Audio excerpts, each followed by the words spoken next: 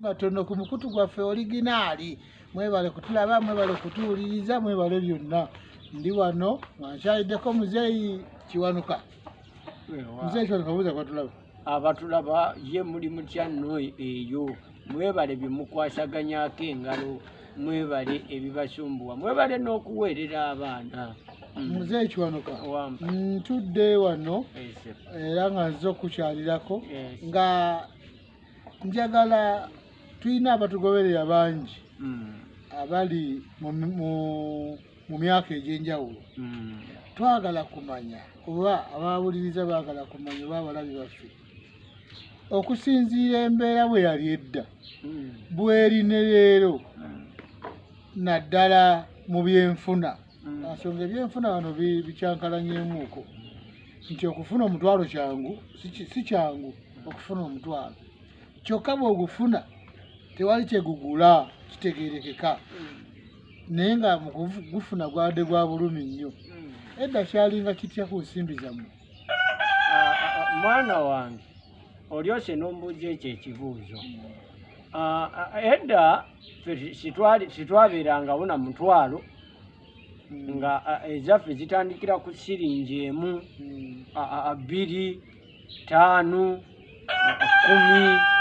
okugeregeranya nti olwaleero booli awo endebe y'emmwanyi esobola okugula nga mutwalo gumu kitundu katugeze embisi. Edda mwapimiranga mu ddebe twalinangawo mabaafu malebe nekalayi nga tugira n'oteeka mu kutiya yaffe eno endebe si evaamu ekola gundi 2 ebaafu 2 nekola endebe twayitanga endebe ennene zagirangamu butto zaje bazireetanga mwanatu nga zirimu butto kati bamala okugyamu butto nojja n'ogisalako eno waggulu bwoti nojja n'ogifuula endebe ey'omu nnimiro. Sseggwanga yeekalakaasa n'agenda naye. Ebintu biraba enkonomi bw'erinnye nange mba nina okugira. Ayinza okuba nga adde akutemyako nga nnengedde omugenyi mulabye kangene naye. Ebintu byakyuka luli twakyalanga ng'ogendanga ewa neyiba n'ogendako ewa mukwano gwe n'ovayo ng'akusibiridde akuwadde liseggwanga ng'eryo akuwadde enkota y'ettooke naye kati muganda wange ebintu byatabuka bikyuse kubanga neeno mu kyalo gye muli ate emmere mugulango. Anti kaakati obuzibu bwe bwajjira twatuuka akaseera nga ne bye tulima tebikyalabika. Kaakati osuubira ekizibu kivudde ku kikubanga okuva edda ensi eno y'abalimi wabula bwe kituuka ku mulembe gwa Amini ne bikyukamuuko kubanga Amini alayita yaleeta wano obusuubuzi nti bw'ajja n'agoba abayindi yaddira ebintu by'abayindi balina amaduuka n'ebirala n'abigabira abantu ba bulijjo obusuubuzi ndoza bwatandikirawo. Kakati waliwo ekizibu ekiriwo nti wootuukidde ku sizoni eno nga mu kyalo gye twabadde tuddukira ku byokulya ate nabo balina gye baddukira ate okubigula. Ate naffe tugula bigule kati kubanga okugeza ewaffe eri Kasanda waaliyo covid. Kati sizoni ya covid eyo kyekanga ng'ate bannakyalo tebaalidaaze kyakulya naye baatuuka ekiseera nga nabo beetaaga ekyokulya okuva eri gavumenti. Ekizibu kivudde ku ki?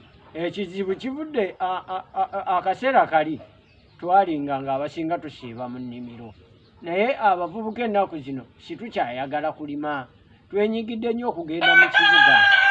Ate kyogamba nti abaana baba bakyali bato babeera mu kyalo bwe basuumukamu buli muntu wafunira amaanyi agaalimye adduka agenda mu kibuga kati n'ekyalo ne bakisuulirira ne batasobola kujja kutulimira. Kyokka ng'ekyewuunyisa nti ensi yammwe y'abalimi ne mulikola mutya ekigiyitisa Power of Africa kubanga tulina embeera z'obudde ez'embeera zonna enkuba mugirina mu bungi omusana mugirina empewo ebeefuuwa nayo era eba nnungi.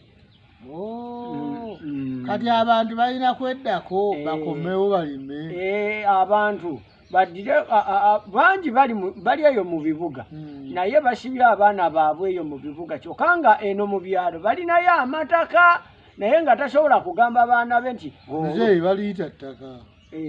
Tolina ng'ekyo okola ettaka n'olikolamu pululo mbu amataka. Obadde netya lisigala ttaka oba liri mu kaveera ttaka.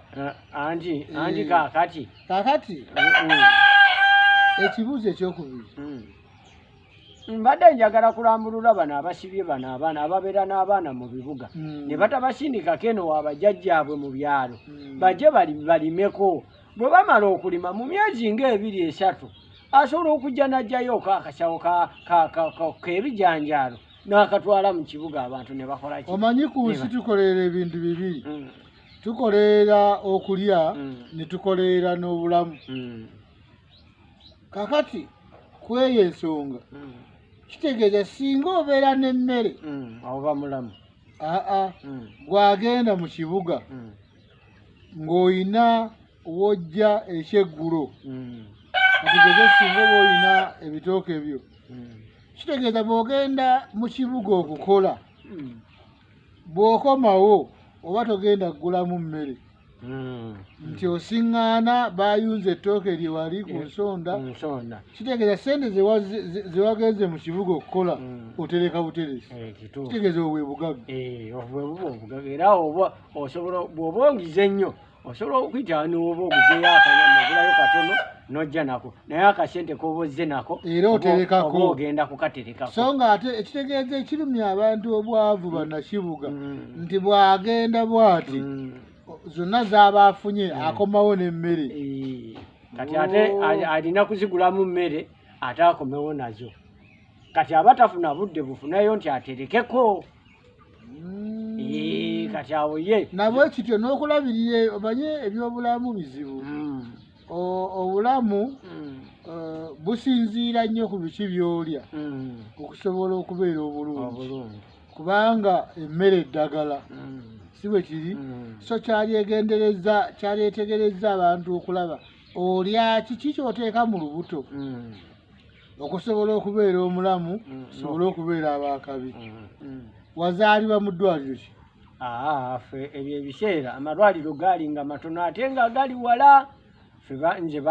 Nze banjalira mu Lusuku. Oli wa mu Lusuku?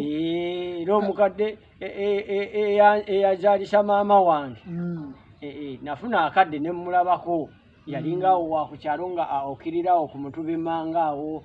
Mu bufunze wazaalirwa mu Lusuku ate wazaalisibwa mulerwa. Si ye mulerwa? Ye mulerwa.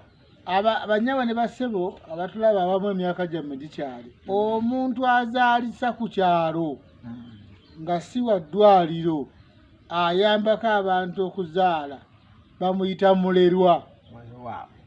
Kakati ozaalisibwa mulerwa era ye yennyini yakukwata n'akuwumbawumba n'akola n'akubikako obugoye n'atereeza. Tolimba wate waliyo nga bakuzaala. Kati kyembadde njagala okubuuza omanyi gavumenti yayisa etteeka ng'egamba nti bamulerwa bonna okukwata kati nga ozaalisizza omuntu yenna ku kyalo bakukwata ogende ekitali. Nze nno ndowooza ndi nsobi lwa nsonga omuntu azaalibwa ng'alina emirimu gy'alina okukola. Omuntu azaalisisa ku kyalo aba Katonda yamutonda nga musawo asobole okukola ekyo. Nze ndowooza ndi gavumenti yali badde bayambako buyambi nebasembeza okumpi n'amalwaliro ne batweyiningamu katono kubanga abamu ate basinga n'abasawo abali mu malwaliro. Naye ate ekintu ekyo bwe babanga baagala kujjawo bano bamulerwa bano bakyala baffe n'abaana baffe balina okunaaba ku ddagala banaabanga ebbombo ne banaaba ku lweza nalyo bagenda kutandika kuliteeka mu ddwaliro balino nengeeyo kuba bamulerwa bwe baali tunogeranga ne baleeta omwana n'anaaba